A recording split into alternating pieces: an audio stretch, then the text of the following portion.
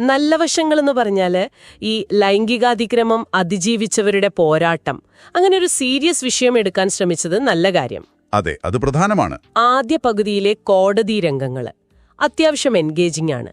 പിന്നെ സുരേഷ് ഗോപിയുടെ ഡയലോഗുകള് അദ്ദേഹത്തിന്റെ ഫാൻസിനെ ഉദ്ദേശിച്ചുള്ളതാവാം.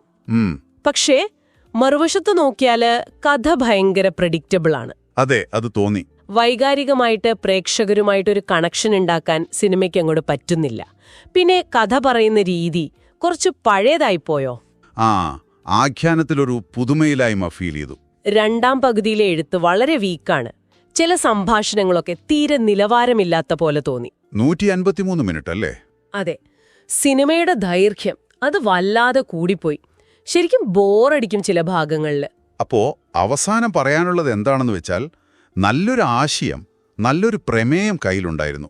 പക്ഷേ അത് പൂർണ്ണമായിട്ട് ഉപയോഗിക്കാൻ പറ്റിയില്ല. ശരിയാണ്. ടെക്നിക്കലി ചില നല്ല കാര്യങ്ങളും ഇമോഷണലി ടച്ച് ചെയ്യുന്ന ചില മൊമെന്റ്സും ഒക്കെ ഉണ്ടെങ്കിലും ഈ പ്രഡിക്റ്റബിളായ കഥയും ആഴമില്ലായ്മയും സിനിമയുടെ ഒരു മൊത്തത്തിലുള്ള അനുഭവത്തെ പിന്നോട്ട് വലിച്ചു. ഒരു സാധ്യത പാഴാക്കിയ പോലെ.